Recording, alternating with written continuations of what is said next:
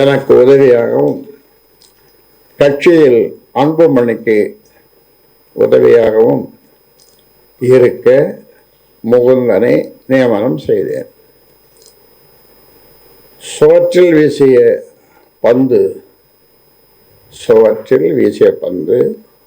திரும்புவது போல உடனே மேடையிலேயே மறுப்பு தெரிவித்தது சரியான செயலா? மேடை நாகரிகம் கருதாமல் அனைவரின் முன்பும் காலை ஆட்டிக் கொண்டிருந்தது சரியான செயலா? மைக்கை தூக்கி என் தலையில் போடாத குறையாக டேபிளில் வீசியது சரியான செயலா? பனையூரில் அலுவலகம் திறந்திருக்கிறேன், நீங்கள் அங்கே வந்து இனி என்னை பார்க்கலாம் என்றது சரியான செயலா? தொடர்புக்கு தொலைபேசி எண்ணையும் கொடுத்தது சரியான செயலா?